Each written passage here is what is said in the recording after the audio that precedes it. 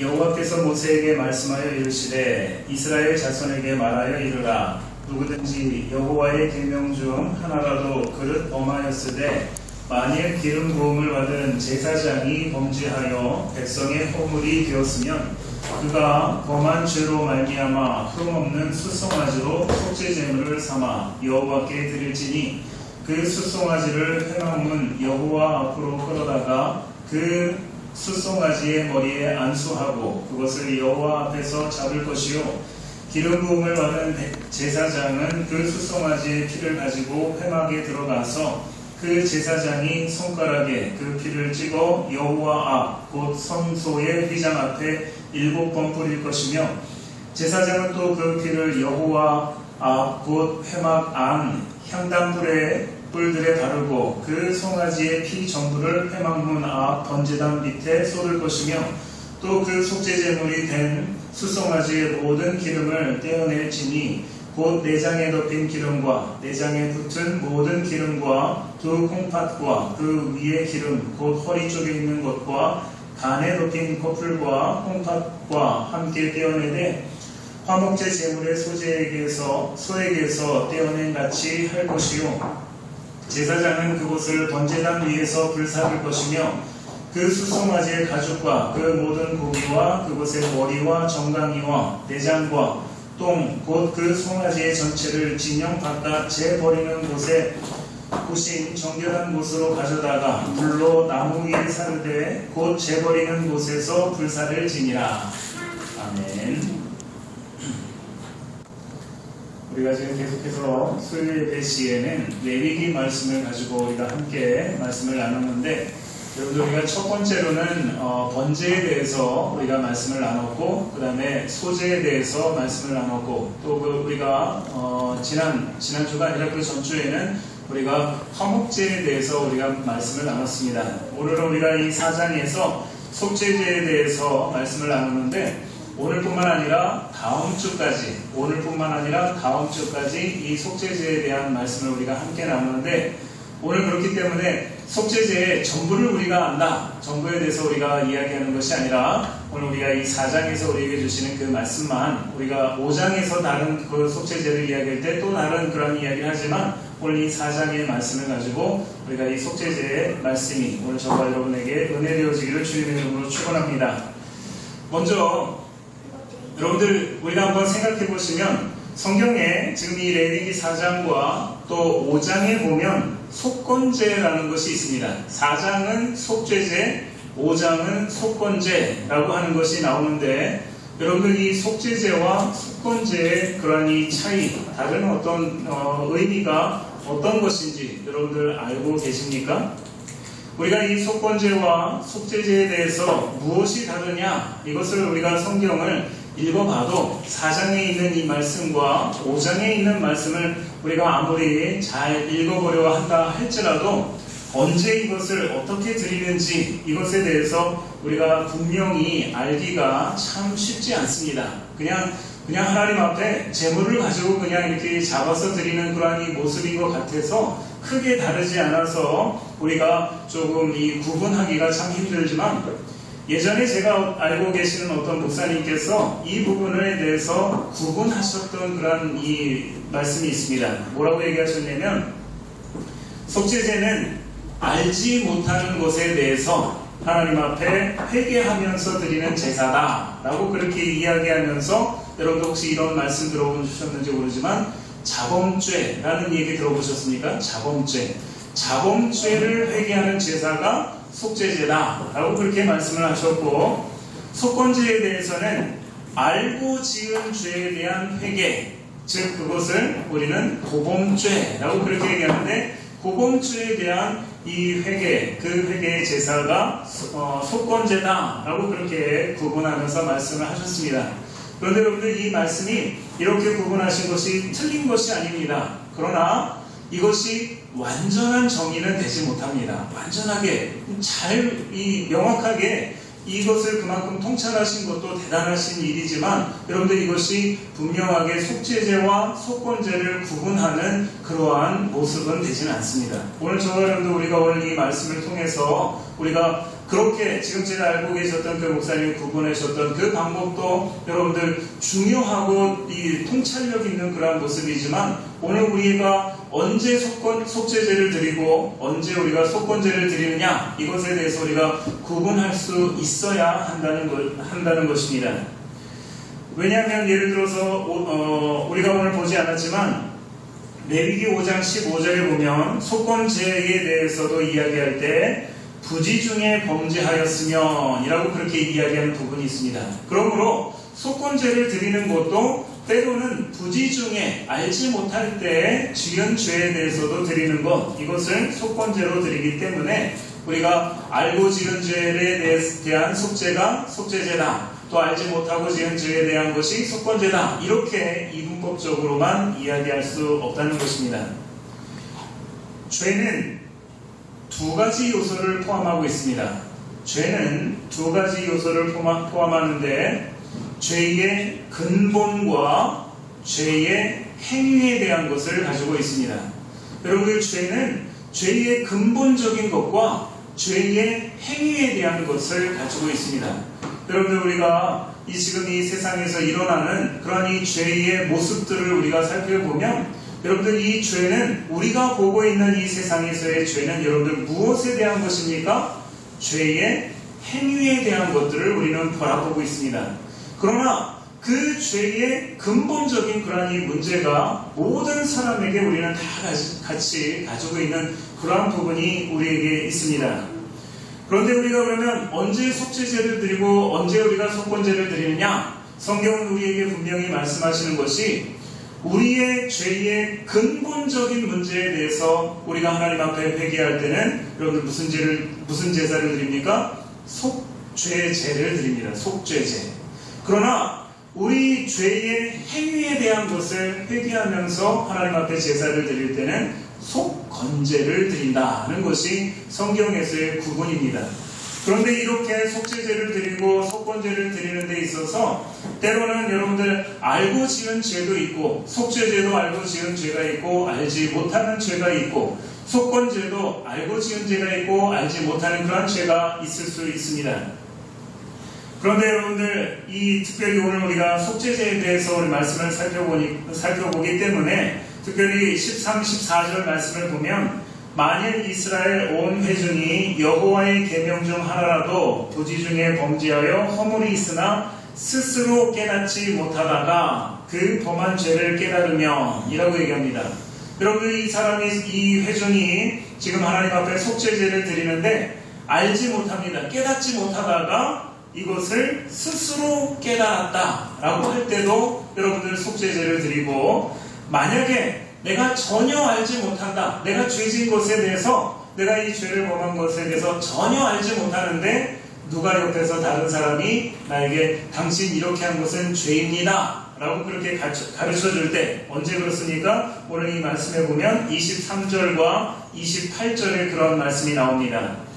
그가 범한 죄를 누가 그에게 깨우쳐 주면, 자기 스스로는 모릅니다. 이 죄인이 자기 스스로는 모르고 있는데 옆에서 누가 당신의 이렇게 행한 것은 죄입니다 라고 깨우쳐 줄 때도 그것에 대해서 속죄제를 드려라 라고 그렇게 말하고 있는 것입니다.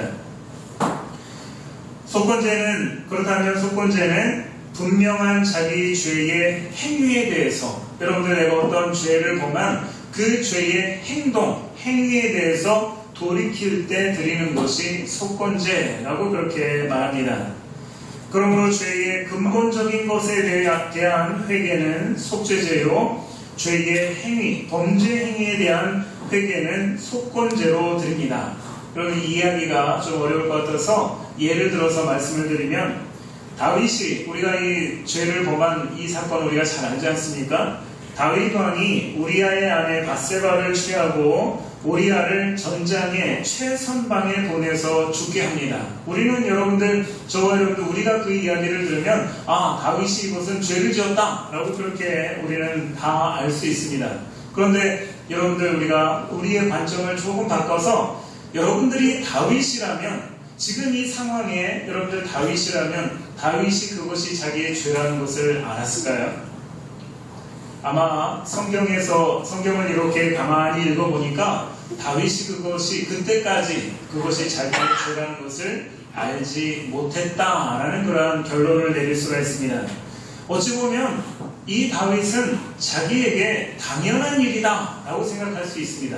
왜냐하면 나는 이 한 나라의 왕으로서 내가 할 수 있는, 내가 하고 싶은 그 모든 것들을 내 의지대로 다 할 수 있는 그러한 사람이라고 그는 생각할 수 있습니다. 그렇기 때문에 그의 신하들을 보내서 우리아의 아내를 이 궁궐로 데려올 때도 조금의 양심의 가책을 받지 않습니다. 그의 아내가 우리아의 아내 밧세바가 임신을 했을 때 그 처치하는 그러한 이 모습에 대해서도 이 다윗은 조금의 양심의 가책을 갖지도 않습니다. 나중에 심지어 그의 남편 우리아를 전장에 보내서 죽게 할 때도 여러분들 양심의 가책이라는 것을 조금도 갖지 않습니다. 이것에 대해서 당연하다라고 생각한 것이 다윗의 그러한 모습이었습니다. 그러나 나단 선지자가 이 사건에 대해서 다윗에게, 이것이 하나님의 은혜인데 이 사건에 대해서 객관적으로 다윗에게 말해주고 있습니다. 여러분들 그것이 사무엘하 12장인데 나단 선지자가 이런 비유를 듭니다. 한 성읍에 두 사람이 있는데 한 사람은 부하고 한 사람은 가난합니다. 그 부한 사람은 양과 소가 심이 많고 가난한 사람에게는 아무것도 없고 오직 작은 암양 새끼 한 마리뿐입니다. 그 암양 새끼는 그에게 자식과 같은 존재요 또 아내와 같은 그러한 존재입니다.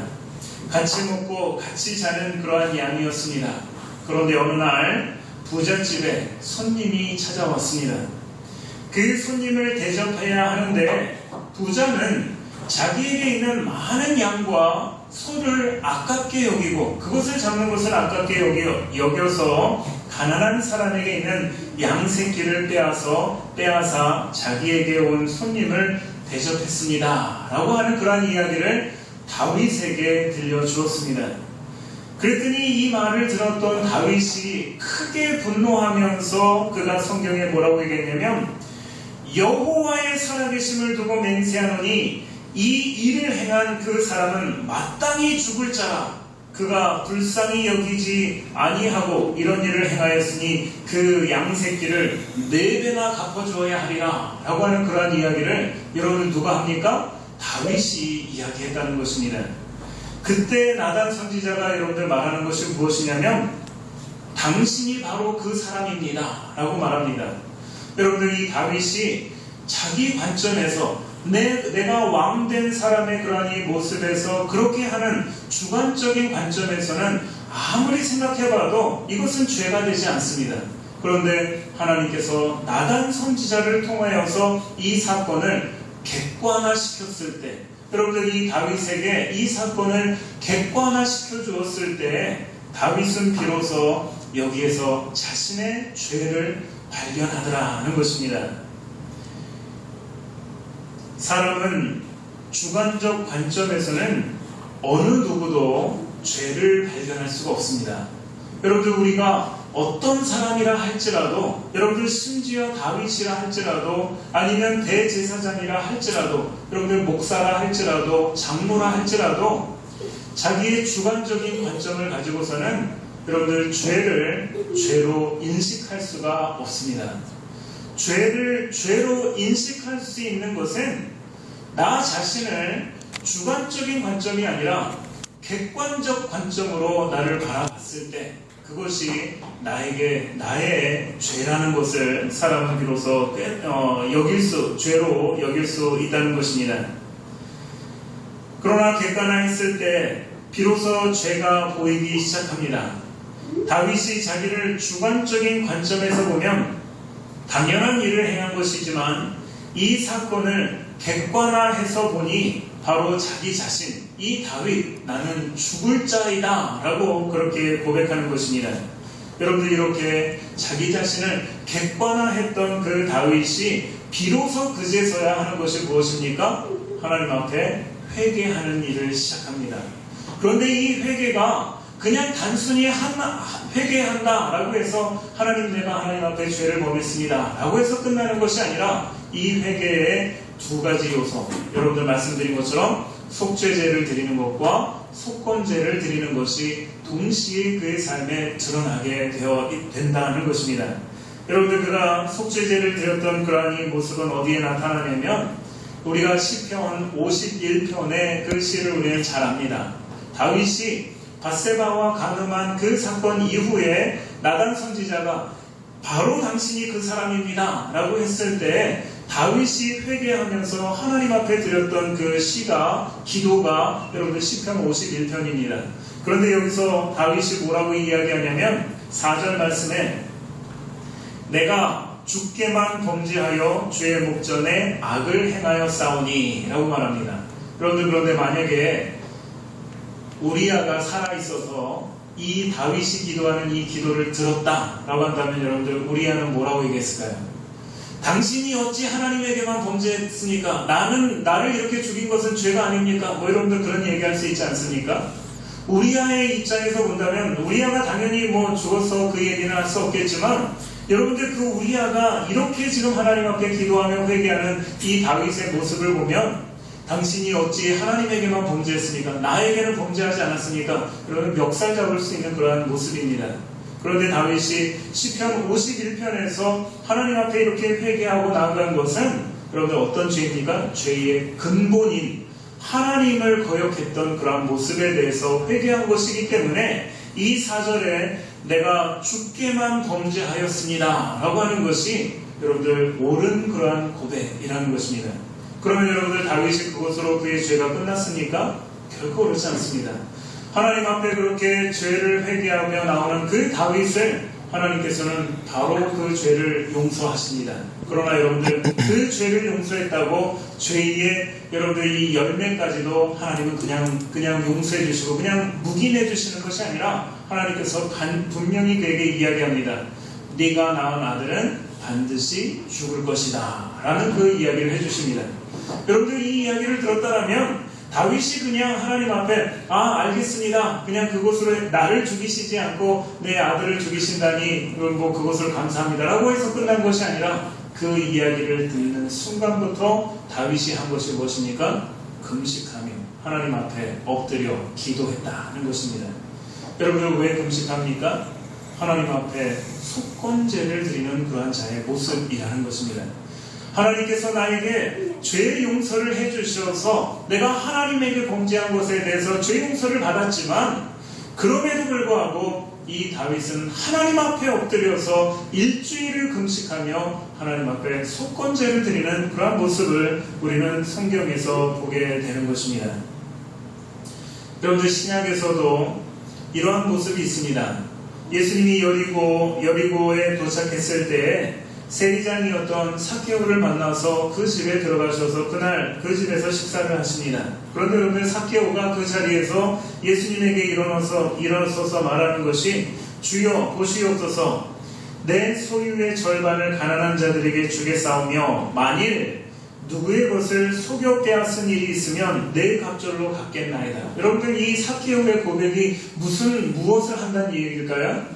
속건제를 드리겠습니다 라고 하는 그런 고백이 내가 누구의 것을 속여 빼앗은 것이 있으면 내 갑절로 갚겠습니다. 하나님 내가 지금 회개하고 내가 하나님 앞에 내 죄사함 받은 것으로 끝나는 것이 아니라 내가 지금까지 살아왔던 그 삶이 잘못된 것이라면 돌이키겠습니다. 그 삶을 다시 그들에게 이것을 돌이켜서 회복하겠습니다 라고 한 것이 여러분 삭개오가 속건제를 드리겠습니다 라고 하는 그 고백이 내 갑절로 갚겠습니다 라고 하는 그러한 말이었습니다.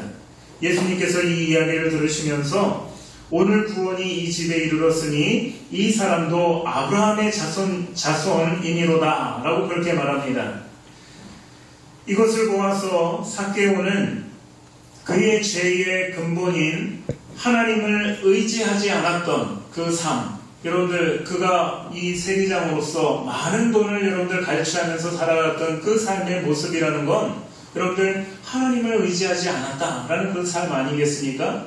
그런데 이제 내가 그렇게 살아왔던 삶을 하나님을 의지하지 않고 돈을 의지하며 살았던 그 삶을 내가 청산해서 속죄제를 드린 것뿐만 아니라 내가 그렇게 갈취한 것이 있다면 4배를 갚아서 속건제를 드리면서 하나님 앞에 이것을 되돌리겠습니다 라고 하는 것이 여러분들 이러한 삭개오의 모습입니다.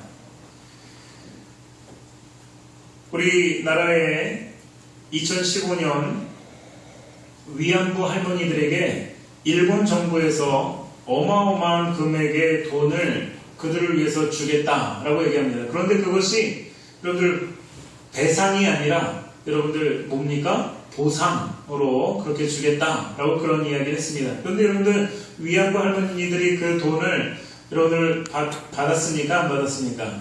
안 받았습니다. 여러분들 우리가 그 돈이 필요한 것이 아니라 뭐라고 얘기합니까? 우리는 일본의 진정 어린 사죄를 먼저 하라 라는 그런 이야기를 합니다. 무슨 말일까요? 여러분들 이 위안부 할머니들이 돈이 안 필요할까요?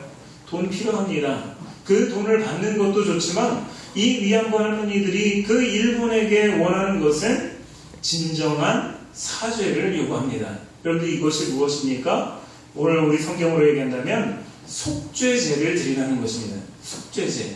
그러고 나서 그 속죄제를 드리고 나서 보상의 차원으로서 그것을 회복하기 위해서 돈을 든다면 그것은 금액의 문제가 상관없이 그것은 받을 수 있다라고 하는 건데 그 속죄제를 드리지가 않고 속건제를 먼저 드리면서 그것을 대신하겠다라고 하는 것은 여러분들 위안부 할머니들이 받지 않겠다라고 하는 그러한 이야기가 여러분들 2015년부터 지금까지 있어지고 있습니다. 여러분 하나님도 우리에게 마찬가지입니다. 오늘 저와 여러분 우리가 죄를 범해서 하나님 앞에 나아갈 때 여러분 우리는 반드시 하나님 앞에 죄사함의 예물을 가지고 우리는 나아갑니다. 그런데 여러분들 속죄제를 드리지 않고 혹시 우리가 속건제를 하나님 앞에 드리면서 나아가는 그러한 모습이 있다면 여러분들 그것은 하나님을 향해서 거래하고자 하는 그런 모습입니다. 거래. 하나님 내 죄가 이렇게 있는데 내가 이만큼 드리면 하나님 내 죄를 사해 주겠습니까? 라고 하는 그런 거래이지 진정한 회개는 될 수 없습니다. 우리가 하나님 앞에 나아가는데 가장 먼저 우리가 드려야 한다면 순서적으로 드려야 된다면 먼저는 속죄제를 먼저 드려야 하고 그 다음에 속건제를 드리는 것입니다. 만약에 우리가 속건제를 드릴 것이 없다라면 여러분들 속죄제는 반드시 드려야 하는 것이 오늘 우리의 모두의 삶이 되는 것입니다. 특별히 오늘 우리가 속죄제에 대해서 말씀을 나누기 때문에 속죄제를 드린다는 것은 자신이 하나님에게 죄를 지었음을 인정하고 회개하는 것을 말합니다. 그러므로 하나님에게 죄를 지었다는 것이 무엇인지 여러분들 우리는 모두 다 죄인인데 하나님에게 죄를 지었습니다. 그런데 여러분들 그것이 무엇인지 우리는 분명히 알아야 합니다.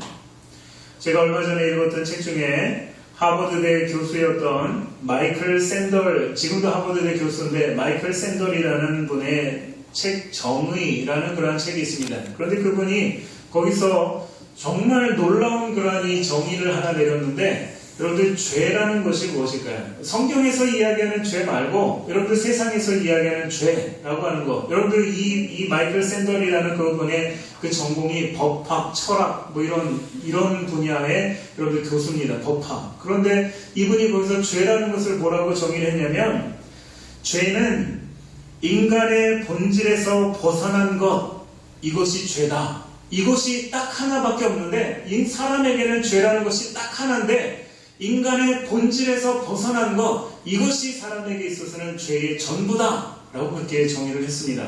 그런데 놀라운 이야기인데 성경에서도 똑같이 이야기합니다. 성경에서 죄라는 것이 무엇입니까? 헬라어에서는 그것을 하마르티아 라고 얘기하는데 그 단어의 뜻은 관역을 벗어났다 라고 하는 뜻입니다. 관역을 벗어났다. 그 말은 하나님을 우리의 삶에 관역 삼아서 우리는 하나님을 향해서 살아가야 하는 그러한 존재인데 우리의 삶에 하나님에서 벗어나 있는 모든 것들, 이것을 우리 성경에서는 죄라고 그렇게 정의하고 있습니다. 아무리 사람이 선하고 착하게 바른 길을 우리가 산다 할지라도 하나님을 향하지 않는 그러한 모든 삶은 여러분들 죄악된 그러한 삶입니다. 서양 속담에 이렇게 말합니다. 바른 길을 가는 절음발이가 잘못된 길을 가는 경주자를 이긴다 라고 하는 그런 속담이 있습니다. 바른 길을 가는 절음발이가 잘못된 길을 가는 경주자, 여러분들 막 달려가는 그 사람을 이긴다 라고 그렇게 말합니다. 여러분들 우리 인생도 마찬가지입니다. 우리 인생이 하나님께서 우리를 하나님을 향하게 만들어 놓은 그러한 인생인데, 우리가 그 하나님을 관역하지 않고 우리가 살아가는 그러한 인생이 아무리 우리가 빨리 가고 아무리 우리가 잘 달려간다 할지라도 그 인생은 여러분들 결코 성공할 수 없는 것이 우리 인생입니다. 그러나 내가 아무리 천천히 간다 할지라도 하나님을 향해 하나님을 관역하고 있는 그러한 사람이라면 여러분들 이러한 사람이 하나님이 기뻐하시는 그러한 사람인 것입니다. 그러면 여기서 우리가 한 가지 질문을 해봐야 합니다. 그러면 우리 가운데 늘 하나님을 향해서 살아가는 온전한 사람이 우리 가운데 한 사람이라도 있을까요?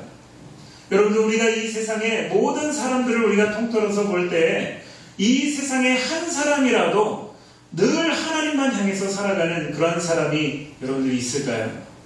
한 명도 없습니다. 여러분들 로마서에서 사도 바울도 얘기한 것처럼 의인은 없나니 한 사람도 없다 라고 얘기한 것처럼 여러분들 이 세상에 그런 사람은 없습니다. 그런데 오늘 이 성경에서 레위기 4장에서도 우리에게 그 말씀을 주시는 것이 여러분들 13절 말씀 한번 보겠습니다. 만일 이스라엘의 3절 말씀 먼저 봅니다. 3절에 만일 기름 부음을 받은 제사장이 범죄하여, 여기 제사장이 범죄를 했다라고 얘기하는데 그 제사장이 어떤 제사장이냐면 기름 부음 받은 제사장. 여러분들 이 제사장 중에 기름 부음 받은 제사장은 대제사장을 이야기합니다. 정말 이 가장 신령하고 가장 이 하나님과 가깝다고 생각합니다. 대제사장도 범죄합니다. 대제사장은 날마다 하나님을 향해서 살아가는 것 같지만 그도 하나님 앞에 범죄합니다. 그 말은 하나님을 바라보지 않을 때도 있다라는 것을 우리에게 말합니다. 여러분들 13절에도 얘기합니다. 만일 이스라엘 온 회중이 여호와의 계명 중 하나로도 부지 중에 범하여, 여기서 이야기하는 회중은 여러분들 무엇입니까? 이스라엘 공동체를 이야기하지만 다른 말로 얘기하면 교회를 이야기합니다. 이 시대의 교회. 여러분 이 시대의 교회, 교회는 당연히 하나님을 향해서 하나님만 바라보면서 살아가는 것이 우리는 당연하다고 우리는 여기지 않습니까? 그런데 교회도, 교회 공동체도 여러분들 범죄할 수 있습니까? 없습니까? 있다라고 우리에게 그렇게 말해주고 있습니다. 하나님을 바라보지 않고 하나님의 뜻대로 행하는 것이 아니라 그 일을 벗어날 수 있다. 하나님을 관역 삼는 것을 벗어날 수 있다라는 것을 우리에게 말해줍니다. 22절에는 만일 족장이 그의 하나님 여호와의 계명 중 하나라도 부지 중에 범하여 허물이 있었는데, 족장을 이야기합니다. 족장은 지도자를 말합니다. 여러분들 지금 우리나라의 지도자, 예를 들어서 대통령을 우리가 이야기한다면 여러분들 대통령이 허물이 있습니까? 없습니까? 있다는 이야기입니다. 대통령이 어떻게 저런 일을 하느냐? 할 수 있다는 것이 성경에서 우리에게 보여주는 것입니다. 여러분들 우리에게 지도자가 있는데 그 지도자가 어떻게 저런 죄를 범하느냐? 우리는 그렇게 말하지만 성경은 분명히 얘기하는 것이 그 사람도 사람이기 때문에 죄를 범한다. 하나님을 향해서 관역하지 않는 그런 모습이 있다는 것입니다. 여러분들 당연한 것은 27절에 평민에 대한 이야기를 하는데, 만일 평민의 한 사람이 여호와의 계명 중 하나라도 부지 중에 범하여 허물이 있는데, 여러분들 평민, 너무나도 당연한 것 아닙니까? 우리의 모습은 늘 하나님을 관역하지 않고 하나님을 향하지 않고 살아가는 우리의 모습, 이것도 두말할 나위 없이 우리에게 죄가 있다라고 그렇게 말해주고 있습니다.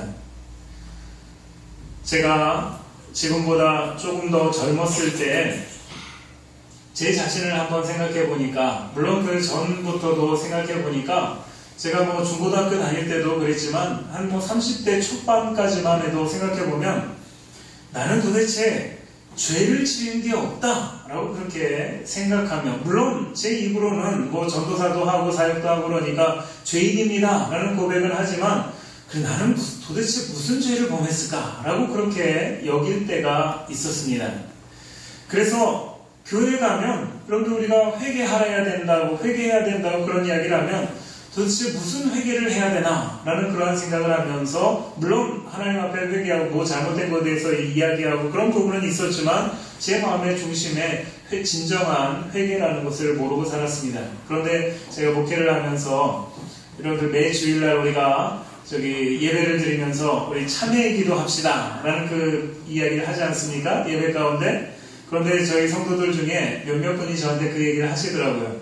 목사님, 매주 무슨 회개할 일이 많다고 그렇게 맨날 회개하자는 이야기를 하십니까? 라고 얘기하는데, 제가 그 분을 이해할 수 있는 게 제가 그래 봤기 때문에, 저도 회개할 것이 없다고 그렇게 이야기했던 그러한 사람이었기 때문에, 그분을 제가 아니 당신이 회개할 것이 없다는 게 말이 됩니까? 이렇게 얘기하지 않고 그분을 이해할 수 있는 그러한 시간이 되었습니다. 그런데 제가 어느 날 제 마음의 중심에, 제가 어떤 일을 하는데 그 마음의 중심에 하나님을 벗어난 것이 제가 발견하게 되었습니다. 내가 무슨 일을 하는데 그 마음의 중심에서 하나님을 벗어나면서 선하고 좋은 일들을 하고 있더라 라는 것을 발견했습니다. 그러면서 제가 다시 한번 생각해 보니까, 공부를 하고 있었는데, 대학원을 다니고 있었는데, 내가 왜 대학원을 다니는가를 생각해 봤더니 하나님을 위해서 하는 것이 아니더라는 것입니다. 무엇을 위해서 했을까요? 내가 이거를 조금 더 공부를 잘하면 나에게 더 큰 유익이 있겠지 라는 생각을 하면서 공부를 하더라는 것입니다. 여러분들, 제가 전도사로서 사역을 하는데 아이들에게 설교 말씀을 가르치고 성경의 말씀을 가르치는데, 그 말씀을 가르치는데 제 마음의 중심에 하나님에 대한 열정과 관심이 있어서 그들에게 가르치는 것이 아니라 제 마음에 다른 생각을 가지고 있더라는 것을 발견하게 되었습니다. 그러면서 이것이 죄구나. 그러면서 더 깊이 들어가 보니까, 제가 하루에 3끼의 밥을 먹는데, 아침, 점심, 저녁에 그 밥을 먹는데, 밥 먹기 전에 하나님 앞에 감사합니다 기도를 하는데, 제 마음에는 다른 생각을 하면서 이 밥을 먹고 있더라는 것을 발견했습니다. 여러분, 무엇을 위해서 먹었을까요? 이것이 맛이 있느냐 없느냐, 이것이 내 몸에 좋느냐 안 좋냐, 한 번도 하나님에 대해서, 내가 이 밥을 먹으면서 하나님의 영광을 위해서 그 삶을 한 번도 살아보지 못했음을 발견하게 됩니다. 여러분들, 그러면서 제 인생에, 여러분들, 제가 잠자고 일어나고 먹고 세수하고 활동하는 그 모든 것들에 하나님을 향하지 않은 그것이 저의 인생의 죄인 것을 깨달았습니다. 여러분들, 그러면서 여러분들, 그 전에는 여러분들 그런 일이 없었겠습니까? 왜 그 전에는 회개한다고 하는 그런 일이 없었겠습니까? 그러나 제 마음의 중심에 진정한 이 죄의 본성에 대해서 깨닫고 나서 그제서야 하나님 앞에 회개할 수 있는 그런 시간을 갖게 되었다는 것입니다. 사랑하는 성도 여러분, 우리 모두는 죄인입니다. 여러분들, 우리 모두는 죄인입니다. 여기서 이야기하는 그 죄인이라는 것이 여러분들이 어떤 범죄를 범했다라는 이야기를 하는 것이 아니라, 여러분들의 심령이, 여러분들의 마음의 중심이 하나님을 향하지 않고 행하는 모든 것들, 심지어 여러분들 대제사장이 하나님 앞에 나와서 제사를 드리는 그것도 내가 하나님을 향하지 않고 제사를 드린다면, 여러분들, 이것이 죄라는 것을 오늘 우리에게 말해주고 있는 것입니다. 우리는 죄 중에 태어나고 죄 가운데 살다가 우리는 죄로 인해 죽는 그런 존재가 오늘 우리의 모습입니다. 그러므로 죄의 근본된 것, 죄의 그 근본을 하나님을 향하지 않는 모든 죄를 회개하는 것, 이것이 오늘 우리에게 이야기하는 속죄제라는 것입니다. 평양의 대부흥의 그 사건을 우리는 너무나도 잘 압니다. 장대역교회 길선주 장로님이 회개하는 것이 도화선이 되어서 평양의 대부흥이 일어났습니다.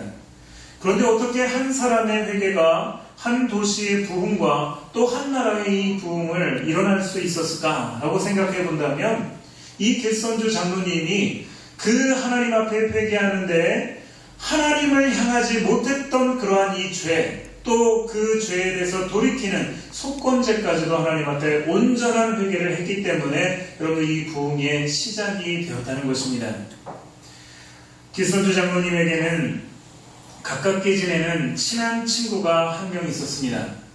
그런데 이 친구가 무슨 병에 걸렸는지 여러분들 이제 죽을 날이 얼마 남지 않았습니다.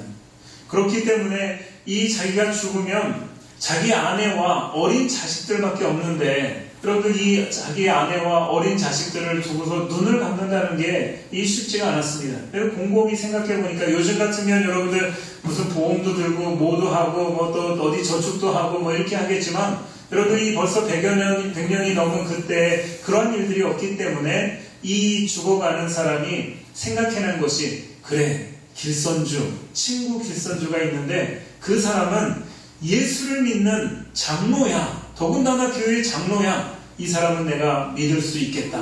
내 이 가족과 내 처자식과 내 재산을 그 사람에게 다 맡긴다 할지라도 이 사람은 하나님을 믿는 사람이기 때문에 이 사람에게 맡기면 괜찮겠다라는 생각을 하고 그 길선주 장로님에게 부탁을 합니다. 유언을 합니다. 내 자녀와 내 자식들이 있는데 내 재산이 이런 재산이 있는데 이거를 정리해서 내 자식과 내 아내가 살아갈 수 있는 그러한 길을 만들어 주십시오 라고 하고 이 사람은 얼마 후에 죽었습니다. 그런데 이 길선주 장로님이 어떻게 했을까요? 장로의 신분으로서 여러분들 그 길선주 장로님이 회개하면서 하는 이야기가 자기가 그 친구의 재산을 다 잘 정리해서 관리하면서 때에 따라서 그 집에 생활비를 대주고 그 일을 하는데 거기서 눈먼 돈처럼 보이는 100불을 자기가 먹었다는 것입니다. 자기가 그 사람에게 이야기하지 않고 100불, 여러분들 US 달러로 그 100년 전에 100불이면 아마 지금으로 얘기하면 한 1억 정도 되지 않을까 생각을 합니다. 그 돈을 자기가 그냥 몰래 꿀꺽 했다는 것입니다. 그런데 장로님이 지금 여기서 그 부흥회에서 그 이야기를 합니다. 내가 내 친구의 돈 100불을 그 가족들에게 쓰지 않고 내가 취했습니다. 라는 그 이야기를 합니다. 여러분들 왜 이것이 우리 장로님에게 죄입니까? 그가 행한 범죄라고 하는 그러한 이 행위도 있지만 여러분들 근본적인 죄는 무엇이겠습니까? 장로가 쉽게 말하면 하나님을 의지하며 살아야 될 성도가 하나님을 의지한 것이 아니라 그 100불을 의지했던 그 모습, 이것에 대해서 길선주 장로님은 회개하기 시작을 했고 또 그것을 내가 다음날 이 집에 내가 다시 돌려주겠습니다 라고 하면서 속건제를 드리는 그런 모습을 보았기 때문에 여러분들 그 자리에 있었던 많은 사람들이 같이 회개하며 평양 대부흥을 일으키게 된 것입니다. 여러분들 이처럼 올바른 그러한 회개는 속죄제와 속건제를 같이 드리는 것이 여러분들 진정한 회개입니다. 그런데 올바른 속죄제는 반드시 피 뿌림이 있어야 합니다. 6절 말씀입니다.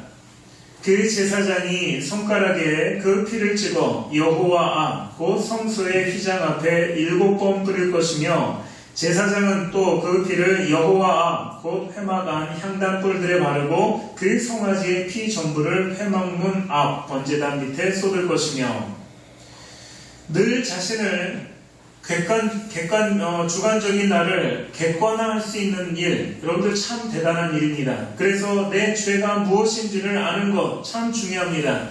그러나 이것이 회개의 전부가 될 수는 없습니다. 핏뿌림이 없이 회개했다는 것은 후회하고 뉘우쳤다라는 말은 될 수 있지만 여러분들 그것이 진정으로 회개했다라고 그렇게 말할 수는 없습니다. 구약의 성도들은 짐승을 잡아서 피를 휘장과 장막에 뿌리고 번제단의 뿔과 향단의 뿔에 바름으로써 피를 뿌렸는데 그 짐승은 예수 그리스도를 우리에게 상징적으로 보여주고 있습니다. 예수 그리스도께서 십자가에서 흘리실 그 피를 상징적으로 우리에게 보여줍니다. 그런데 이 피를 여러분들 어디다 뿌렸습니까? 휘장과 성막에 뿌립니다. 그런데 여러분들 히브리서 10장 20절에 이렇게 얘기합니다. 그 길은 우리를 위하여 휘장 가운데로 열어놓으신 새로운 살 길이요 휘장은 곧 그의 육체니라. 여러분 이 성막의 휘장은 성전과 성막의 휘장은 히브리서 기자가 이야기합니다. 그것은 곧 예수 그리스도다 라고 말합니다. 여러분 예수 그리스도 되시는 그 휘장에 제사장이 7번 그 피를 뿌렸다 라고 하는 것은 바로 예수 그리스도께서 십자가에 죽으시는 그 피 흘림으로서만 오늘 저와 여러분들 우리는 죄사함 받는다라는 것을 우리에게 말해주고 있는 것입니다. 히브리서 9장 22절에도 이렇게 얘기합니다. 피 흘림이 없은즉 사함이 없느니라. 오늘 저와 여러분들 우리가 아무리 자기 자신을 객관화하면서 자기가 한 일을 후회하면서 바르게 산다 할지라도 예수 그리스도의 핏보림이 없이는 오늘 우리는 죄사함 받지 못하는 그런 존재들입니다. 오늘 우리가 자기 자신을 객관화하면서 내가 이런 삶을 살았구나 돌이키며 그렇게 살아간다 할지라도 그 사람에게 예수님의 핏보림이 없이는 우리는 아무것도 아니라는 것입니다. 그러므로 오늘 저와 여러분들, 우리 지금 신약시대를 살아가는 저와 여러분들은 더 이상 우리는 짐승을 잡아서 피를 뿌리지 않습니다. 우리에게 핏뿌림이라고 하는 것은 십자가에 죽으신 예수 그리스도를 믿음으로 말미암아, 예수 그리스도를 믿음으로 말미암아 그것이 오늘 저와 여러분들에게, 우리에게 핏뿌리는 일인 것을 여러분들 기억하시면서 오늘 우리가 하나님 앞에 나를 객관화하면서 내 죄를 발견하는 것도 중요한 일이지만 예수 그리스도의 피가 저와 여러분들에게 뿌려주시기를 주님의 이름으로 축원합니다. 말씀을 맺습니다. 자신을 객관화할 때 사람은 비로소 틀어진 우리의 관역, 방향을 새롭게 할 수 있습니다. 이 관역을 한번 우리가 회개함으로써 하나님에게 고정되었다 할지라도 여러분들 이것은 또다시 틀어질 수 있는 그런 가능성이 매일매일 있습니다. 한번 이것이 하나님에게 고정되었다고 해서 평생 되어지는 것이 아니라 날마다 우리는 하나님을 향해서 우리의 관역을 하나님을 향해서 세워야 하는 것입니다. 이 틀어진 관역을 바로잡기 위해서 여러분 우리는 예배하는 것입니다. 그렇기 때문에 우리가 매 주마다 하나님 앞에 나와서 예배하는 것이고 기도하는 것이고 성경 읽는 것이고 또 성경을 쓰기도 합니다. 성경 공부를 하기도 하고 교제를 하고 섬기고 봉사하는 그 모든 이유가 하나님을 향해서 관역을 세우기 위한 우리의 모습인 것입니다. 여기에 구약시대에는 짐승의 피를 뿌려야 했지만 오늘 이 신약시대는 더 이상 짐승을 잡아서 피를 뿌리며 속죄제를 드리지 않습니다. 우리를 위해서 대신 십자가에서 피 흘리신 예수를 믿고 회개하는 것으로 오늘 우리는 속죄제를 드립니다. 사랑하는 성도 여러분, 자신을 객관화하십시오.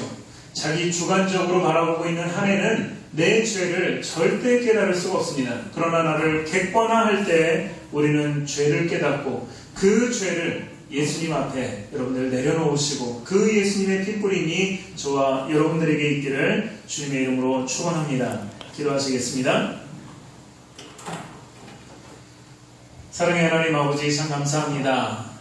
오늘 속죄제를 드리는 이 레위기 말씀을 우리에게 주십니다. 아버지 하나님, 우리가 죄인으로서 때로는 우리가 범한 그 죄를 알지 못하며 마치 우리가 의인인 것처럼 살아가는 우리의 모습이지만 하나님, 우리는 죄인입니다. 대제사장도 죄를 범하고 회중도, 교회도 죄를 범하고 또한 족장들도 죄를 범하고 평민들도 죄를 범하는 것이 우리 인생입니다. 그러나 하나님, 우리가 날마다 하나님 앞에 말씀과 예배와 기도를 통해서 하나님을 관역할 수 있는 우리 모두가 되어지도록 인도하여 주시옵소서. 우리를 객관화하게 하시고 또한 그것을 통해서 우리가 회개가 끝나는 것이 아니라 예수 그리스도의 보혈의 피, 십자가의 피가 오늘 우리에게 뿌림바 되어질 수 있는 은혜를 허락하여 주시옵소서. 모든 말씀을 주 예수 그리스도의 이름으로 간절히 기도하옵나이다.